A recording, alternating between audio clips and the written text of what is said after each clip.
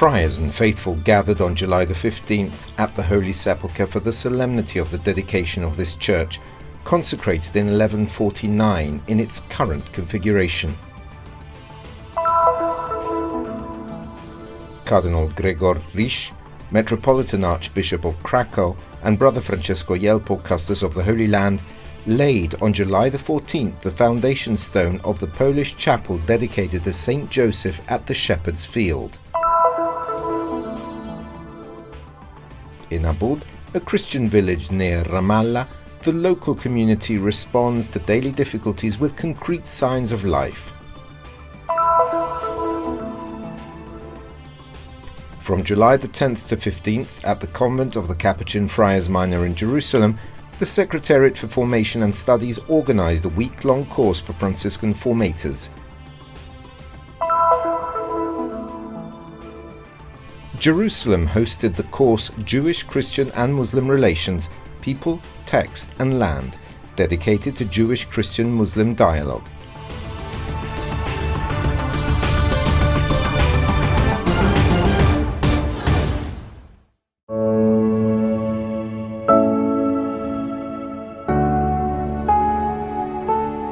July the 15th is one of the most important feasts for the custody.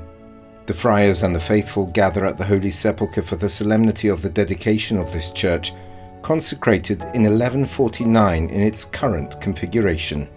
In the preceding days, knights and dames of the Holy Sepulchre came from Spain to contribute to the cleaning works of the church. This year we are fortunate to have among us some dames and some knights of the Holy Sepulchre who come from Spain. They generously offered to come and prepare the church for this great solemnity. The 10 volunteers carefully cleaned the 6 candlesticks from 1874, while the visits of pilgrims and tourists gradually begin to populate this place once again. We come to help in those places where they ask us to carry out activities in support of the community. These days we are cleaning the candlesticks of the Holy Sepulchre of Jerusalem. For us, it is an honor and a privilege to be able to do so. From here we encourage the young knights and the young dames of the lieutenancies to do something similar. The Holy Land needs us, not only financial support, but also our hands to help the Holy Land. Their service is a concrete gesture of closeness to the Holy Land. Through the work of the volunteers, the Equestrian Order of the Holy Sepulchre renews its commitment in support of the local community, offering time, skills and presence alongside the friars of the custody. For us it is a fine work to help the Catholic Christian community, or even those who are not Catholic, here in the Holy Land, with everything that is possible for us. On Wednesday the 15th, at the Holy Sepulchre in the heart of Christianity in the Holy Land, the Father Custos presided over the liturgical celebration, together with the friars of the custody, the religious and various faithful gathered for the occasion. In his homily, Brother Francesco Ielpo recalled that the Holy Sepulchre is the place where death does not have the last word, and that the resurrection continues to be a source of hope. In celebrating the dedication, we celebrate and commemorate the day on which this building was dedicated to God, and so, like all dedications of churches, we do not commemorate a building of stones, but we commemorate what this building represents. To commemorate the dedication means to commemorate a building of stone, which is the memory of a building of living stones, which is the people who here are born from faith, from the passion, death and resurrection of Christ. In a time marked by tensions and uncertainties, the solemnity of the dedication of the Holy Sepulchre thus renews the bond between Christians all over the world and this unique place, recalling that the Holy Land continues to need prayer and closeness.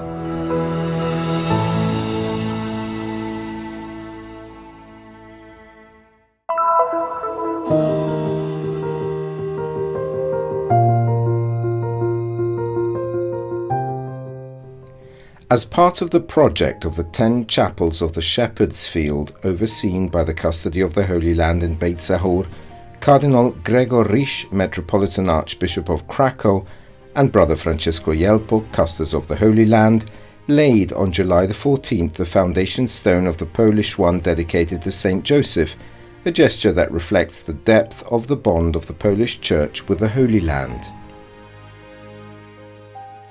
I hope this chapel will be quickly one of the most important places of prayer, meditation for all the pilgrims coming from Poland, but also from people living here who will come and will pray for the faith to grow. The chapel is dedicated to St. Joseph. I'm very happy because Joseph is the patron saint of Krakow, the city I am Archbishop. And the Diocese of Krakow is the one who participates in this project to build this chapel.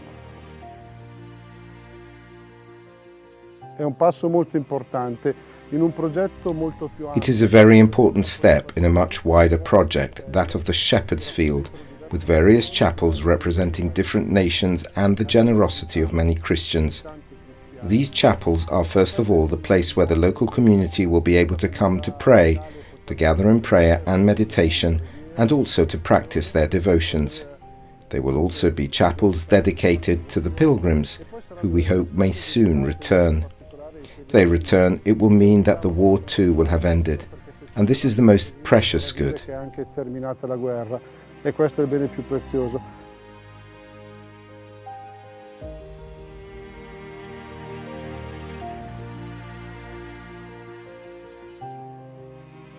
I'm pretty sure that this place will be important for Polish people.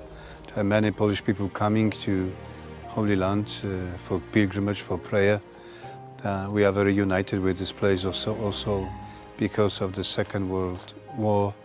The Polish army staying in Holy Land and taking care of all the holy places. So this is another step, next step of our connection with the Holy Land.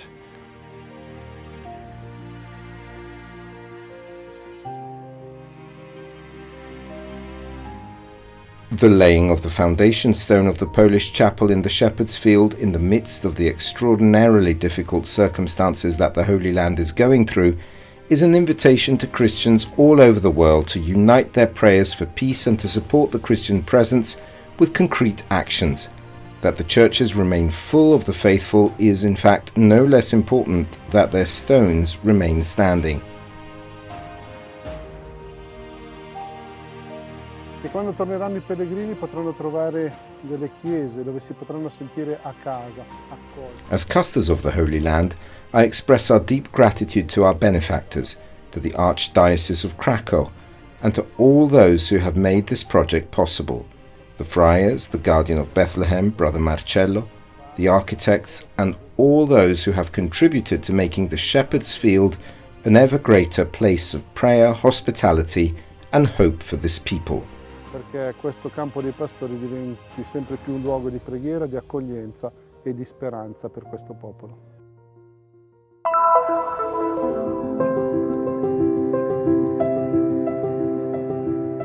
We are on road number 465.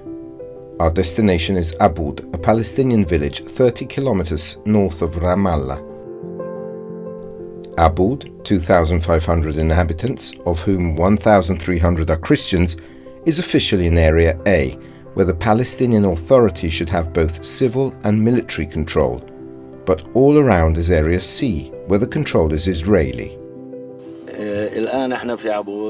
We are now in Aboud, on the western side of the village of Aboud. We are standing here, and behind us is the first settlement built on the territory of Aboud in 1980, the settlement of Beit Ariyah. Later, another piece of land was confiscated and the settlement of Ephraim was built in 1982. We went through a very hard experience after October the 7th. The village remained closed for 9 consecutive months. We had to travel along very rough roads to get out of Aboud and go to Ramallah. In Aboud, there are also the frequent incursions of Israeli soldiers into the village, especially when the children come out of school, the mayor states. They are youngsters who attend the 2 schools in the village, the largest of which is the Latin parish compound. Once lessons are over, it is time for the summer oratory. 85 of the youngest, 65 teenagers, Catholics and Orthodox together. The parish is the only place available for recreational activities to ensure that our young people are not always attached to social media. When the checkpoints close, we are stuck here. The inhabitants cannot reach their workplace, several have lost it, and parents struggle to pay the school fees. With the Latin Patriarchate, we have carried out several projects to create jobs, such as the nursery inaugurated in February. Sprout of Hope is the name of this little corner of paradise, where at the moment there are 9 children. Sara explains to us, mother of 4 daughters and director of the nursery. There are still few children because of the economic problems of the families. Many families have moved away because of the movement restrictions.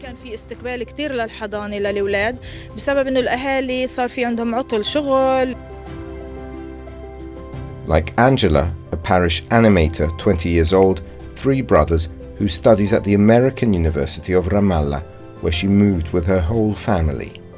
My parents and my brothers work in Ramallah, and it had become too complicated to pass the checkpoint every day. But our home remains that of Aboud. We are rooted here, we are Palestinians, and this is our land.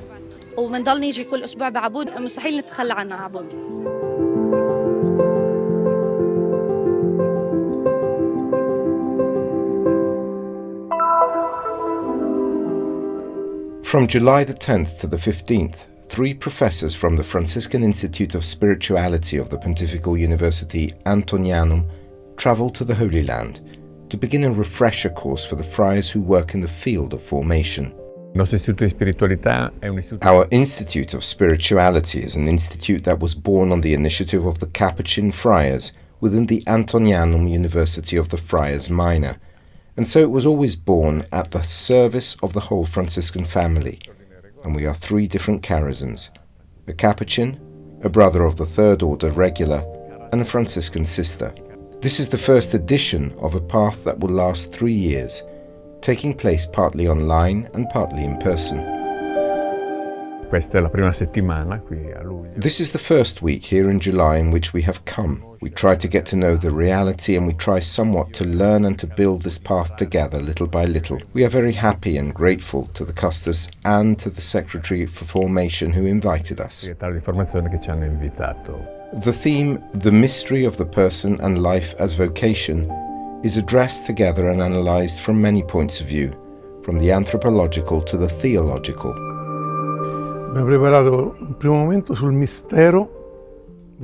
We have prepared a first moment on the mystery of the person and on the concept of vocation. We start from the base, from which anthropology we start, which type of man we start from. Clearly we are in the Holy Land, so we have a biblical or Christian anthropology. But in this first part we would like to look at all the anthropologies that we live, that our culture proposes to us. So there will be this comparison to lay a foundation in order to be able to move more towards the formative aspects in the coming years. Sister Donatella, an expert in pedagogy and human dynamics, tells us how to accompany young people on the vocational journey, accepting the challenges of formation. Penso che o primeiro desafio é precisamente reunir o tesouro que os jovens trazem consigo, que por vezes é um pouco confuso e que talvez nem eles próprios saibam expressar muito bem. O desafio é ajudá-los a reconhecer a beleza de um chamado que sentem, que talvez seja um tanto transparente, mas que precisa ser revelado, e juntos tentaremos explorar como a humanidade responde ao chamado de Deus, as dinâmicas envolvidas e como podemos nos tornar cada vez mais livres nesta resposta. Coinvolte e come può diventare sempre più libero in questa risposta. The participating friars already have formative experience, but culture and study are important pillars for the custody of the Holy Land. These experiences increase their cultural baggage and prepare each of them to sow teachings for the new generations of friars.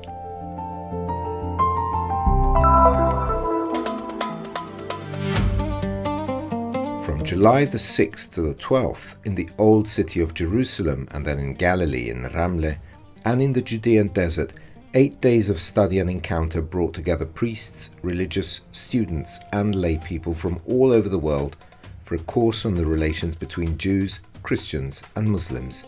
The program was organized by the Notre Dame de Sion Center for Biblical Formation together with the Cardinal Grzegorz Center for Judaic Studies of the Pontifical Gregorian University in Rome. The coordinator explained the idea behind the initiative. When I think about where I'm coming from and our students are from abroad, I would wish them and for myself to learn really to see the diversity and to learn the complexity of this country. And so we cannot wait for the peace that it will happen, but we have to be part of building of the peace. I think it's quite challenging, but I think Jerusalem is an amazing place when we experience diversity.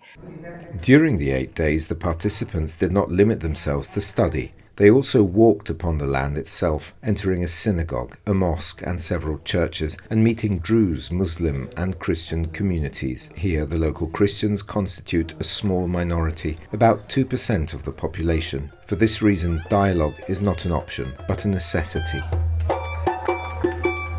For the Jesuit theologian Father David Neuhaus, one of the lecturers of the course, this necessity has its roots in the very journey of the Church. This is a new project that began in the 1960s at the time of the Second Vatican Council.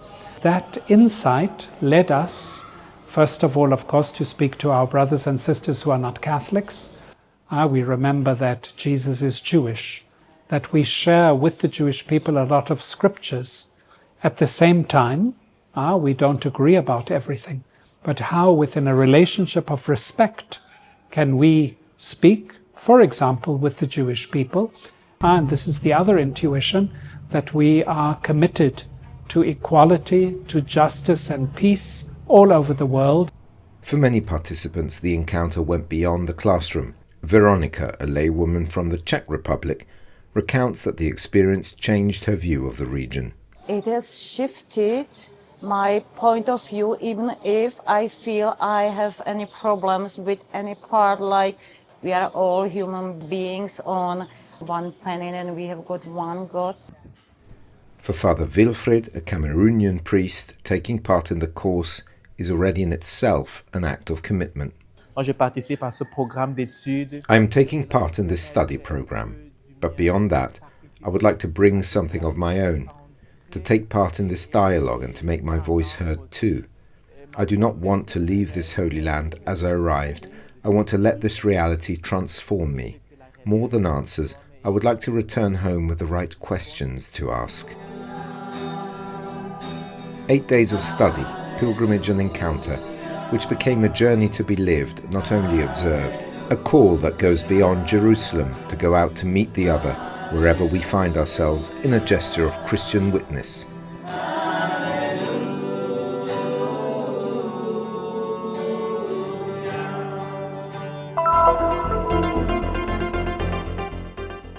The Presidential Higher Commission for Church Affairs, at the direction of President Mahmoud Abbas, celebrated a Mass for the victims of the earthquake in Venezuela and for peace in Gaza. Brother Matteo Munari is the new Dean of the Studium Biblicum Franciscanum of Jerusalem. Confirmed by the Dicastery for Culture and Education, he will lead the Faculty of Biblical Sciences and Archaeology for the next 3 years, succeeding Brother Rosario Pierri.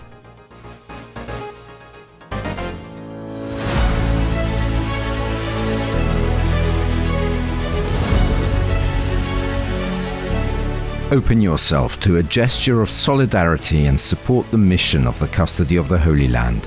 The Christian Media Center spreads the good news of Jesus by making known to the world the spirituality of the holy places and the lives of the Christians who live here. Your contribution will help us bring the proclamation of the risen Lord, the most urgent of all, to men and women of every language and nation. To help us concretely, open the QR code. Your choice makes a difference.